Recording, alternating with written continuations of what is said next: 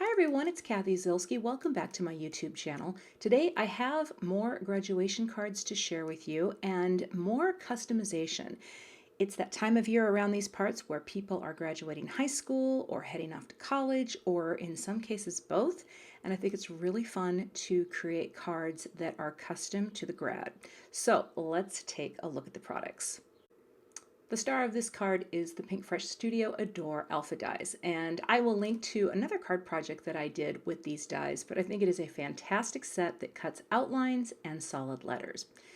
Lots of strips for this card. All right, I'm going to create my own custom background using the school colors of the graduate's school. I'm also going to be using some Pinkfresh Studio dies and one sentiment just off of my Great Things stamp set, You're Going to Kill It. And I'll be doing just a little bit of stamping today. I'll have some Gina K Designs Watermark stamping ink, some Alabaster powder, and for cardstock today I've got some Simon Gray Fog, a little bit of Simon Says Stamp Vellum, and I've got a piece of label paper that I will show you how I'm going to use it. I'll also be using just some white cardstock, some Neenah Solar White. All right. And this bad boy. Now I just picked this up after watching a video from Christina Werner. I've always wanted a sticker maker. Now I have one. Okay, let's get into the layering of the strips. Now this is a piece of cheap label paper that I just make labels on this in my office. And I thought because it's sticky already and because I don't really care if it's acid free or not because it's a card, I peeled off the backer and am using that adhesive to just go ahead and layer in my strips. It's sticky and it's thin, which is nice because I'm going to be die cutting a panel from this, so the thinner the paper, the better. And you know, if you've got label paper laying around, why not? Once I've got all my strips down, I'm going to press them down with the bone folder and then just cut off the excess of that sticky label paper that I don't need anymore. Just like that, I now have created a custom piece of pattern paper, if you will. And I'm going to use the die here in this Pinkfresh Studio die set to just cut the panel for my card. Now, the school that I'm doing, University of Wisconsin-Madison. I have a nephew and a neighbor who are both going, and so that's the school colors, and I think this is cool. Once it goes through the machine, you almost can't tell that those are strips because it kind of just presses it all down. Very cool. Now I'm going to cut out a second panel in some heavier cardstock. This is Neenah Solar White, probably, I think this is the 110 pound, because I just want to make this thing be firmer. So all I'm going to do is just take some dot adhesive, put a little bit on the back of my pattern paper strip, if you will, and then I will glue on this firmer panel on the back. I didn't do a great job. You can kind of see it hanging out there. So I just took my big scissors and I remedied the situation. I corrected it. But now it has a little more heft to it. Next, it's time to cut out these letters, and I'm cutting these out of some Neenah Solar White Classic Crest. I'm using the 80 pound. I wanted to get really nice clean cuts because I'm just using the outlines. Now I can save these other letters for another project.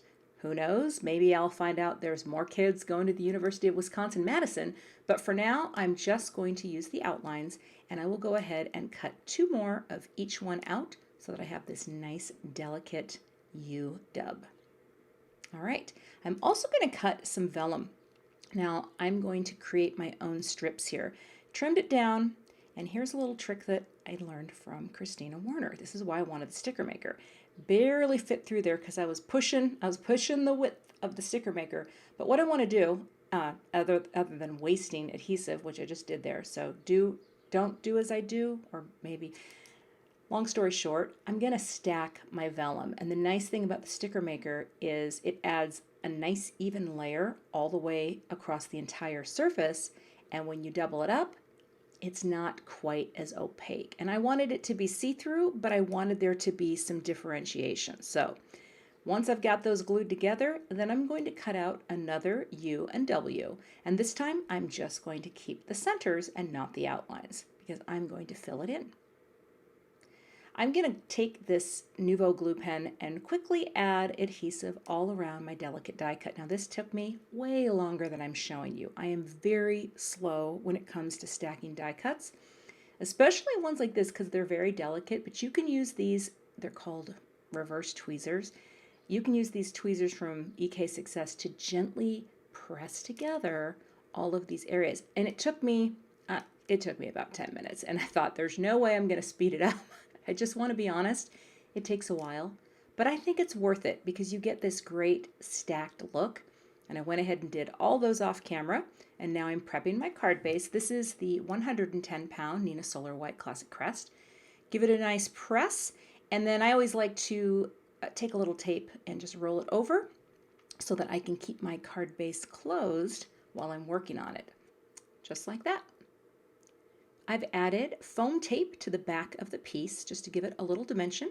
So I'll take the backers off all of these strips, and then I will go ahead and just line it up right on the front of the panel. And you can see that nice bit of framing white margin space all the way around. And again, look at that cool detail. You get the emboss of the die, but you can't really tell they are strips of paper because when you run through your die cut machine, it adds pressure. I love that. So I flipped this upside down so that I can line up with the serifs, the slab serifs, the flat part of the letter. I just thought that would be easier.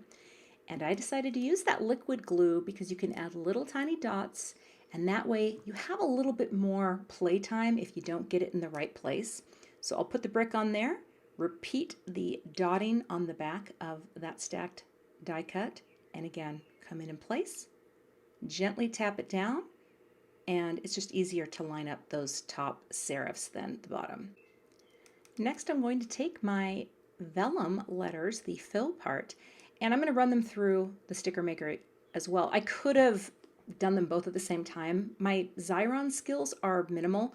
I'm going to get better. It's one of my goals, to just get better with the sticker maker. I wasted some adhesive there, but it's okay. It's all right. It's all going to do the same thing. Pressing it down, peeling off the backers, and then I will take this inside letter, if you will, and just gently place it down inside the raised white outlines.